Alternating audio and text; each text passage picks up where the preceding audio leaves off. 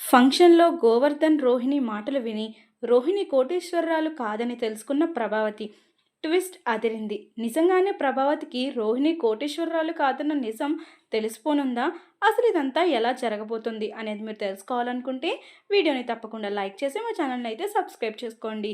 రోహిణి అయితే ఎలాగైనా సరే బాలు చేతే గొడవ చేయించి ఈ ఫంక్షన్‌ని ఆపేయాలని తను ఒక వ్యక్తినైతే పిలిపిస్తుంది. అప్పుడే ఇక ఆ వ్యక్తి అయితే వస్తాడు. వచ్చిన తర్వాత ఆ వ్యక్తి కోసం బయటికైతే వెళ్తుంది రోహిణి స్నేహితురాలు. అప్పుడే అతన్ని తీసుకుని లోపలికి వస్తూ ఉంటే ఇతనెవరు అని అడుగుతూ ఉంటాడు బాలు అయితే. అప్పుడే ఇక బాలుని చూసి విద్య అయితే షాక్ అవుతూ ఇతను తెలిసినతను అని లోపలికైతే తీసుకెళ్ళిపోతుంది. విద్య అప్పుడే ఇక బాలు అయితే ఇతన్ని చూస్తుంటే నాకేదో తేడాగా కనిపిస్తున్నాడే, ఇతను తెలిసిన వాడని ఈ విద్య చెప్తుంది. అసలు ఈ పార్లలమ్మ స్నేహితురాలు విద్య ఇతన్ని తీసుకురమ్మనుంటుందా? వీడిని చూస్తే పెద్ద రౌడీలాగా ఉన్నాడు. వాడు ముఖం చూస్తుంటేనే అదో రకంగా కనిపిస్తున్నాడు. అసలు వీడితో పార్లలమ్మకి విద్యకి పనేంటి అని విద్యని ఫాలో అవుతూ ఇక బాలు అయితే వెళ్తాడు. అప్పుడే ఇక అతన్ని తీసుకుని రోహిణి అయితే గదిలోకి వెళ్ళి తలుపు వేసేస్తుంది. ఇక బాలు ఇదంతా చూసి షాక్ అయిపోతూ ఉంటాడు. ఇదేంటి తలుపు వేసేసింది? అసలు లోపల ఏం జరుగుతుంది? అంత తలుపు వేసుకొని మాట్లాడాల్సిన రహస్యం ఏముంది? అని అనుకుంటూ గది వెనకాల నుంచి అయితే వెళ్తాడు బాలు. గది వెనకాల యొక్క కిటికీ ఓపెన్ చేసి ఉంటుంది. అలా కిటికీ ఓపెన్ చేసి ఉండడంతో అప్పుడే ఇక బాలు అయితే లోపలికి చూస్తూ ఉంటాడు. ఇక లోపలికి చూస్తూ ఉండంగానే ఇంతకీ నేను ఎవరిని స్వర్గానికి పంపించాలి అని అతనైతే అడుగుతాడు. అప్పుడు అది విని ఒక్కసారి రోహిణి అయితే షాక్ అయిపోతూ ఉంటుంది. ఇదేంటే స్వర్గం అంటున్నాడు, పైకి పంపించమని ఇతన్ని తీసుకొచ్చావా ఏంటి, చంపేద్దాం అనుకుంటున్నావా అని అంటూ ఉంటుంది రోహిణి అయితే. అతని భాష అలా ఉంటుంది. స్వర్గం అంటే మందు తాగితే అందరూ స్వర్గంలోకి వెళ్ళిపోతారన్న ధ్యాస అతనిది అని అంటూ ఉంటుంది విద్య అయితే. అప్పుడే ఇక విద్య అన్న మాటకి రోహిణి అయితే వీడేంటే ఇలా ఉన్నాడు, మనం అనుకున్నది సక్సెస్గా చేయగలమా అని అంటూ ఉంటుంది రోహిణి అయితే. అప్పుడే ఇక బాలు అయితే అసలు పార్లమ్మ ఇతనితో ఏం చేయించాలనుకుంటుంది, ఇతన్ని చూస్తేనేమో రౌడీలాగా కనిపిస్తున్నాడు, అసలు పార్లమ్మకి ఇతనికి సంబంధం ఏంటి, ఇతన్ని ఏదో కారణంగా ఇక్కడికి తీసుకొచ్చారు, చూద్దాం ఏం జరుగుతుందో అని బాలు అయితే ఆలోచిస్తూ ఉంటాడు. అప్పుడు ఇక రోహిణి అయితే చూడు, ఇక్కడ బాలు అనే ఒక వ్యక్తి ఉన్నాడు, అతను బాగా తాగుతాడు, కానీ ఈ ఫంక్షన్లో బుద్ధిమంతుడిలాగా నోటి మీద వేలేసుకుని కూర్చున్నాడు, అతని చేత నువ్వు మందు తాగించాలి, ఎలాగైనా మందు తాగించి రచ్చ చేయించి గొడవ చేయించి ఈ ఫంక్షన్ని నువ్వు ఆపేయాలి అని అంటూ ఉంటే అప్పుడే ఇక ఆ మాటలు విని బాలు అయితే షాక్ అయిపోతూ ఉంటాడు. ఇక బాలు షాక్ అయిపోతూ ఇదేంటి వీడిని తీసుకొచ్చింది పారలమ్మ నా కోసమా, నా మీద ఆయుధంగా అస్త్రంగా ఉపయోగిస్తుందా, అసలు నేను తాగి గొడవ చేస్తే ఈ ఫంక్షన్ ఆగిపోతే తనదే కదా నలపూసల ఫంక్షన్, తనకే కదా నష్టం అని చెప్పేసి అనుకుంటూ ఉంటాడు బాలు అయితే. అప్పుడే ఇక రోహిణి అయితే ఇతని చేత ఎలాగైనా బాలుకి మందు తాగించి మనం అనుకున్నది సక్సెస్ చేయాలి, ఎందుకంటే మా నాన్న రావడం లేదని అత్తయ్యకి తెలిస్తే ఇక అత్తయ్య మాత్రం మహంకల్లా మారిపోతుంది. ఇప్పుడు మా నాన్న వచ్చే వరకు కూడా నన్ను హింసిస్తూనే ఉంటుంది, మా నాన్న రాకుండానే డిలే అయ్యాడు, ఇంకా ఫ్లైట్ రాలేదని ఏదో ఒకటి చెప్తూ ఉంటాను, ఈలోగా బాలు బాగా మందు తాగి మత్తులో గొడవ పెట్టేసుకుంటాడు, ఫంక్షన్ ఆగిపోతుంది అని అంటూ ఉంటుంది రోహిణి అయితే. అప్పుడే ఇక బాలు అయితే ఓహో, మా అమ్మ నుంచి నువ్వు తప్పించుకోవడానికి ఇలా నన్ను ఇరికిస్తున్నావన్నమాట, బాగుంది బాగుంది, పంపించు వాణ్ణి, నేను వాణ్ణి ఎలా డీల్ చేయాలో నాకు తెలుసు కదా, అప్పుడు చెప్తాను మీ ఇద్దరి సంగతి అని అనుకుంటూ ఉంటాడు ఇక బాలు అయితే. అప్పుడే ఇక రోహిణి అయితే అతనికి డబ్బులు ఇస్తుంది. ఇక అతనైతే బయటికి వస్తాడు. అలా బయటికి వచ్చాక ఇక బాలు వెళ్ళి కూర్చుని ఉంటాడు కుర్చీలో. అక్కడే జనం మధ్య కూర్చుని నోటి మీద వేలేసుకుని కూర్చుని ఉంటాడు బాలు. అప్పుడే ఇక బాలు దగ్గరికి వెళ్ళి హాయ్ బ్రో అని అంటూ ఉంటాడు అతనైతే. హాయ్ బ్రో అని అనగానే సైగ చేస్తూ చెప్తూ ఉంటాడు బాలు. అదేంటి బ్రో, హాయ్ బ్రో అంటే సైగ చేస్తున్నావు, నీకు మాటలు రావా అని అడుగుతూ ఉంటాడు. మాటలెందుకు రావు, మా బాలు నోరిప్పితే మాటలు కాదు గొడవలే జరిగిపోతాయి, కానీ ఈరోజు వాడు మౌనవ్రతంలే బాబు, ఇంతకీ నువ్వెవరు, అలా జుట్టేంటి, చింపాంజీకి ఉన్నట్టు అని అంటూ ఉంటుంది అక్కడికి వచ్చి మీనాక్షి అయితే. అప్పుడే ఇక మీనాక్షి అన్న మాటకి అలా అనద్దత్త, ఇతను పార్లమ్మకి తెలిసినవాడు అంటూ సైగ చేసి చెప్తూ ఉంటాడు బాలు అయితే. ఏంట్రా నీ సైగలు, నాకేం అర్థం కావడం లేదు అని అంటూ ఉంటుంది మీనాక్షి అయితే. ఏం లేదత్తా, వీడు పార్లమ్మ చుట్టాలంతే అని అంటూ ఉంటాడు బాలు. ఓహో, రోహిణి వాళ్ళు చుట్టాలన్నమాట. సరే చూసుకో, ఇతన్ని నేను వస్తాను, నాకు పని ఉంది అని చెప్పేసి అక్కడి నుంచి అయితే మీనాక్షి అయితే వెళ్ళిపోతుంది. రా బ్రో కూర్చో అని అంటూ ఉంటాడు బాలు అయితే సైగ చేస్తూ. ఏం లేదు బ్రో, నాలుక పీకేస్తుంది. ఈ టైంకి మందు తాగకపోతే నాకు పిచ్చెక్కినట్టు అయిపోతుంది. ఇక్కడ దావత్ కూడా ఉందంట కదా, ఎక్కడుంది అని అడుగుతూ ఉంటాడు అతనైతే. అప్పుడే ఇక బాలు అయితే, ఇప్పటి వరకు నాకు కంపెనీ లేదని నేను అలా ఎదురు చూస్తున్నాను. కానీ వాళ్ళు తీసుకొచ్చిన మందు మనమేం తాగుతాం? మనకి సెపరేట్‌గా నా దగ్గర ఉంది, అది తాగుదాం అని అంటూ ఉంటాడు బాలు అయితే. ఇందాక నుంచి ఎవరైనా వచ్చి నన్ను మందు తాగుతావా బ్రో అని చెప్పేసి నాతో షేర్ చేసుకోవడానికి ఎవరూ లేరని అనుకున్నాను. నువ్వు వచ్చావు సమయానికి అని బాలు అతనితో నాటకం అయితే మొదలు పెడతాడు. హమ్మయ్య! నాకు పెద్ద పని లేకుండా వీడే మందు తాగిస్తానని చెప్తున్నాడు అని అనుకుంటూ ఉంటాడు అతనైతే. ఇదిగో తీసుకో, ఇది నీకు, ఇది నాకు అని అంటూ ఉంటాడు బాలు అయితే. ఇదేంటి బ్రో, మందు తాగుతానని చెప్పి కూల్ డ్రింక్ చేతిలో పెడుతున్నావేంటి అని అంటూ ఉంటే, అది కూల్ డ్రింక్ కాదు, మందు కలిపిన కూల్ డ్రింక్. దాంట్లో 1% మందు ఉంటుంది, 1% డ్రింక్ ఉంటుంది. తాగేయ్, ఒకసారి టేస్ట్ చూడు అని అంటూ ఉంటాడు బాలు అయితే. అప్పుడే ఇక అతనైతే తాగుతాడు. అలా తాగిన తర్వాత ఇక బాలు అయితే, రేయ్ నువ్వు తాగింది అసలైన మందురా, నేను తాగింది డ్రింక్ మాత్రమే. నా భార్యకి మాట ఇచ్చాక నేనెందుకు తాగుతాను అని బాలు అనుకుంటూ ఉంటాడు. తర్వాత ఇక రోహిణి మనిషి అయితే ఫుల్లుగా తాగేస్తాడు. ఇక బాలు ఫుల్లుగా తాగించేస్తాడు అతని చేత. తాగించేసిన తర్వాత అప్పుడే ఇక రోహిణి దగ్గరికి ప్రభావతి అయితే వస్తుంది. ఇక ప్రభావతి వచ్చి, పంతులు గారు వచ్చేశారు, ఇంక నువ్వు ఇలాగే ఉన్నావేంటి, రెడీ అవ్వు, చీర కట్టుకున్నావు, నగలు పెట్టుకోలేదేంటి అని అంటూ ఉంటే, నా నగలు ఇంట్లో మర్చిపోయాను అత్తయ్య అని అంటూ ఉంటుంది రోహిణి అయితే. అసలు నిన్ను ఏం చెయ్యాలో నాకు అర్థం కావడం లేదు. నిన్ను చూస్తుంటే ఈ మధ్య చంపేంత కోపం వస్తుంది అని అంటూ ప్రభావతి అయితే కోప్పడుతూ ఉంటుంది రోహిణి మీద. అదేంటి అత్తయ్య అలా మాట్లాడుతున్నారు, మర్చిపోయాను అన్నాను అని అంటూ ఉంటే, సరే ఇంతకీ మీ నాన్న ఎక్కడి దాకా వచ్చారు అని అంటూ ఉంటుంది ప్రభావతి అయితే. అప్పుడే ఇక నాన్న ఫ్లైట్ డిలే అయిందంట అత్తయ్య, 1 గంట పడుతుంది అన్నారు అని అనగానే, అసలు మీ నాన్న ఉన్నాడే, రాని వస్తాడు కదా, అడగాల్సింది అడిగేస్తాను, కడగాల్సింది కడిగేస్తాను అని ప్రభావతి చెప్తూ ఉంటుంది. నీకన్నా ఇంటి చిన్న కోడలు శృతికే ముందు నలపోసలు ఫంక్షన్ చేయాల్సి వస్తుంది. అక్కడ శృతిని చూడు, కోటీశ్వరరాలంటే ఎలా ఉండాలో, చీరకు తగ్గ మ్యాచింగ్ అయిన నగలు, వాళ్ళమ్మ ఒక్కో చీరకి ఒక్కో రకమైన నగల్ని చేయించింది, బంగారపు నగల్ని. అది కోటీశ్వరరాలంటే. నువ్వు ఉన్నావు, ఉన్న నగల్ని ఇంట్లో పెట్టుకుని వచ్చావు. ఇన్ని రోజులు నా పెద్ద కోడలు కోటీశ్వరరాలు అని ఎంతో గొప్పగా చెప్పుకున్నాను. కానీ ఇప్పుడు మాత్రం నిన్ను చూస్తుంటేనే ఛీ అని అంటూ చీ కొట్టి వెళ్ళిపోతుంది ప్రభావతి అయితే. ఇదేంటే మీ అత్తగారు ఎంత వైల్డ్గా ఉంది అని విద్య కూడా భయపడుతూ ఉంటుంది. ఇంతకీ మనం తీసుకొచ్చినోడు అప్పచెప్పిన పని ఎక్కడి దాకా వచ్చాడో, వెళ్ళు తీసుకురా చూసిరా అని అంటూ ఉంటుంది రోహిణి అయితే. ఇంతలో ఫుల్గా తాగేసి ఉన్న అతన్ని బాలు అయితే రోహిణి గదిలోకి తీసుకువస్తాడు. అది చూసి ఒక్కసారే రోహిణి షాక్ అయిపోతూ ఉంటుంది. పార్లమ్మ, ఇతను మీకు తెలిసిన వ్యక్తి అనంట కదా. వద్దు వద్దు అన్న ఫుల్లుగా తాగేశాడు. తాగేసి, ఇదిగో ఇలా చూడు, నన్ను ఇక్కడి వరకు పంపించారు తెలుసా, నిన్ను నీ చేత మందు కొట్టించాలని నన్ను పంపించింది అని చెప్తూనే స్పృహ కోల్పోయాడు అని అంటూ ఉంటాడు బాలు అయితే. ఎవరో నన్ను కావాలని టార్గెట్ చేస్తున్నారని అనిపిస్తుంది పార్లమ్మ. వీడిని నాతో మందు తాగించమని పంపించారట, కానీ వీడు మాత్రం వీడే తాగేశాడు అని అంటూ ఉంటాడు బాలు అయితే. అప్పుడే ఇక బాలు అన్న మాటకి ఒక్కసారి షాక్ అయిపోతూ ఉంటుంది రోహిణి అయితే. అప్పుడే ఇక బాలుతో రోహిణి అంటూ ఉంటుంది, బాలు సరే, ఇతను ఇక్కడికి వచ్చి ఇలా ఫుల్గా తాగాడని అత్తయ్య కానీ మామయ్య కానీ చెప్పొద్దు అని అంటూ ఉంటుంది రోహిణి. అస్సలు చెప్పను పార్వలమ్మ, సరే చూసుకోండి నేను వెళ్తున్నాను అని అక్కడి నుంచి వెళ్ళిపోతాడు ఇక బాలు అయితే.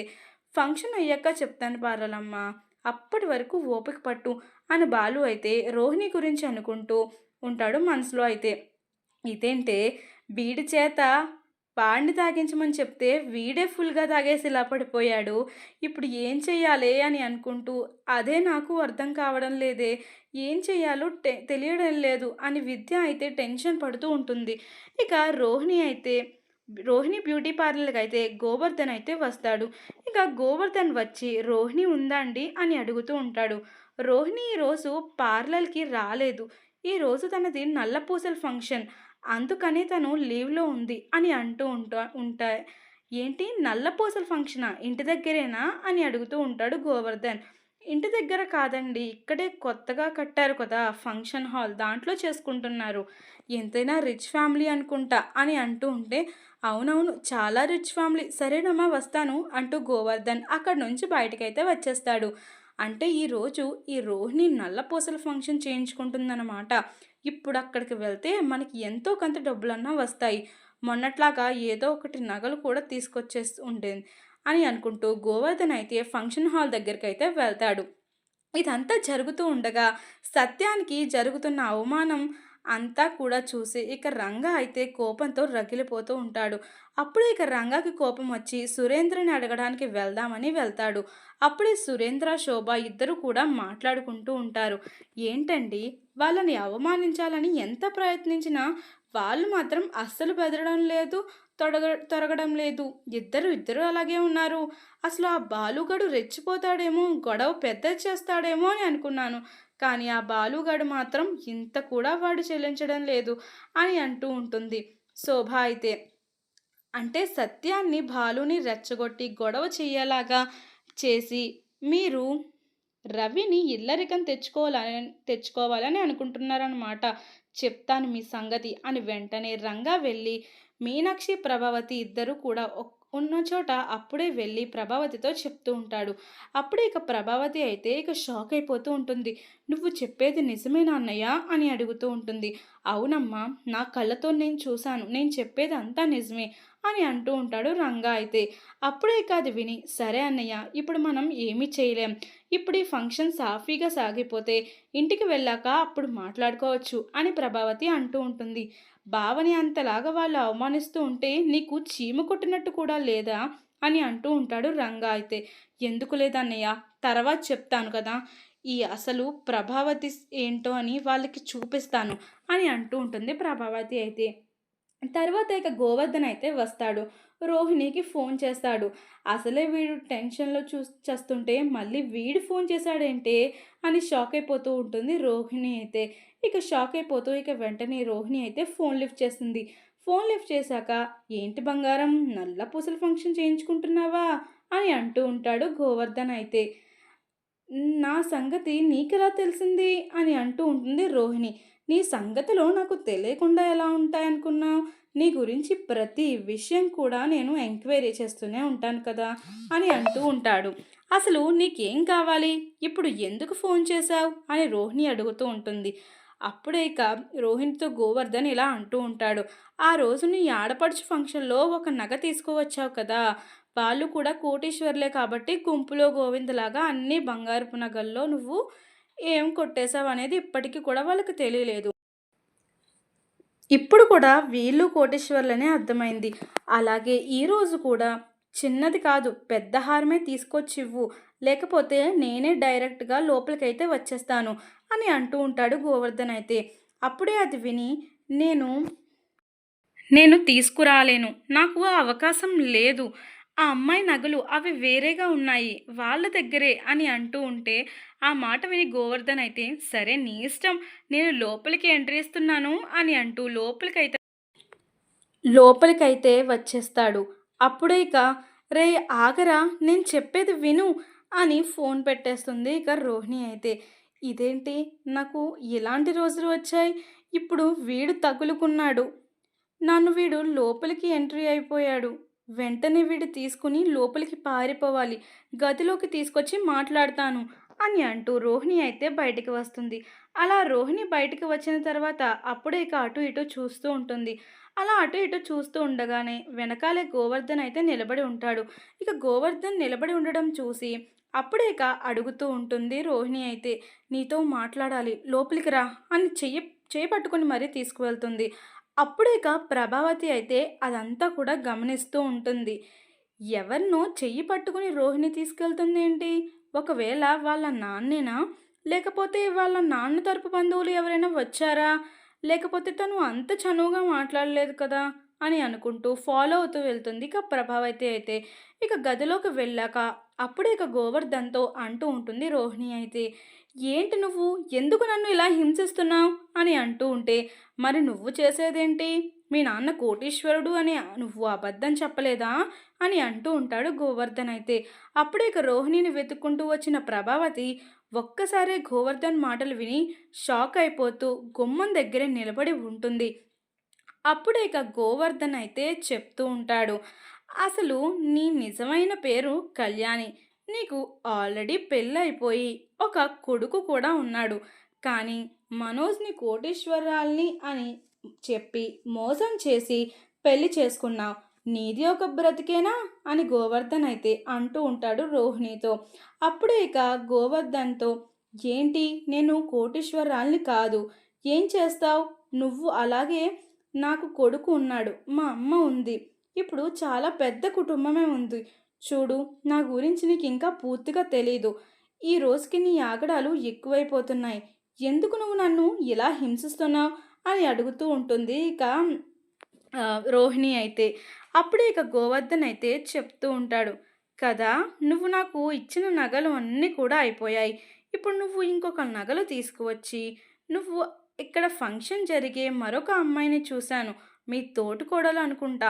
తను మాత్రం మామూలుగా నగలు వేసుకోలేదు. అందుట్లో ఒకటి జారినా చాలు" అని అంటూ ఉంటాడు గోవర్ధన్ అయితే. ఇక ప్రభావతి ఒక్కసారే రోహిణి కోటీశ్వరురాలు కాదని నిజం తెలుసుకొని అక్కడే కుప్పకూలిపోతుంది. ఇంతలో ఇక రోహిణి తల్లి శోభ అయితే వస్తుంది. రోహిణి తల్లి శోభ వచ్చిన తర్వాత అప్పుడిక ప్రభావతితో అంటూ ఉంటుంది. "రోహిణి వాళ్ళ తరపు వాళ్ళు వచ్చారా? నల్లపూసలు గుచ్చాలంట. తొందరగా రమ్మని చెప్పండి" అని అంటూ ఉంటుంది ఇక శోభ అయితే. అప్పుడే ఇక వస్తారు, బయటికైతే వస్తారు. రోహిణి అయితే అప్పుడే ఇక శోభ రోహిణిని అడుగుతూ ఉంటుంది. "ఇక మీ నాన్న ఫ్లైట్ దిగలేదా? ఇంత డిలే అవుతుంది ఏంటి అసలు? అది ఏం ఫ్లైట్ చెప్పు? ఎందుకంటే ఎయిర్‌పోర్ట్‌లో మాకు తెలిసిన వాళ్ళు చాలామంది ఉన్నారు. వాళ్ళని అడుగుతాను" అని శోభ అయితే చెప్తూ ఉంటుంది. ఇంతలో ప్రభావతి వచ్చి, "వాళ్ళు వచ్చేసరికి లేట్ అవుతుందేమో వదిన. ముందు శృతికి కానిచ్చేద్దాం. తర్వాత రోహిణికి చేద్దాం" అని అంటూ ఉంటుంది ఇక ప్రభావతి అయితే. "అంటే ఇంటి పెద్ద కోడలు ఉండగా ఇద్దరికీ ఒకే రోజు చేసేస్తున్నాం కదా! పర్వాలేదులే వదిన. మరి ఏం చేస్తాం? వాళ్ళ నాన్న ఫ్లైట్ డిలే అయితే మనం ఏం చేయలేం కదా!" అని అంటూ ఉంటుంది ప్రభావతి అయితే. అప్పుడేమో ప్రభావతి మాటలకి రోహిణి అయితే ఆశ్చర్యపోతుంది. "ఇదేంటి అత్తయ్య ఇంత కూల్‌గా తీసుకున్నారు?" అని అనుకుంటూ ఉంటుంది. రోహిణి ఇలా అనుకున్న తర్వాత ప్రస్తుతానికి గండం గడిచింది అని అనుకుంటూ ఉంటుంది. తర్వాత శృతికైతే నల్లపూసల ఫంక్షన్ జరుగుతుంది. శృతికి అయిపోయిన తర్వాత అప్పుడే ఇక రోహిణిని కూర్చోబెట్టమని చెప్తారు పంతులు గారు. ఇక ఇంతలో ప్రభావతి అయితే తను ఇంకా మా కోడలు కాదు, తను ఒక పరాయి మనిషి అని అంటూ ఉంటుంది. ప్రభావతి అయితే, "అదేంటమ్మా అలా మాట్లాడుతున్నావు?" అని అంటూ ఉంటాడు మనోజ్ అయితే. "ఇంటికి వెళ్ళాక మాట్లాడుకుందాం రా" అని అంటూ ఉంటుంది ఇక ప్రభావతి అయితే. "అది కాదమ్మా, రోహిణికి నల్లపూసల ఫంక్షన్" అని చెప్తూ ఉంటాడు ఇక మనోజ్ అయితే ప్రభావతితో. "వాళ్ళ నాన్న రాలేదు కదా! ఇక మంచి రోజు చూసి తర్వాత ఇంట్లోనే మార్చేద్దాంలే. పద వెళ్దాం" అని అంటూ ఉంటుంది ప్రభావతి అయితే. చూసారుగా ఫ్రెండ్స్, రాబోయే కథలో నిజం తెలుసుకున్న ప్రభావతి రోహిణికి ఎటువంటి శిక్ష విధించబోతుంది? అసలు ఏం జరగబోతోంది అనేది రాబోయే కథలో తెలుసుకుందాం. ఈ వీడియో కనుక మీకు నచ్చినట్లయితే తప్పకుండా లైక్ చేసి ఛానల్ని అయితే సబ్స్క్రైబ్ చేసుకోండి. అలాగే పక్కనే ఉన్న గంట సింబల్పై ఆల్ అనే బటన్ ప్రెస్ చేయండి. అప్పుడే మేము పెట్టే ప్రతి వీడియో మీరు మిస్ కాకుండా చూసేయవచ్చు.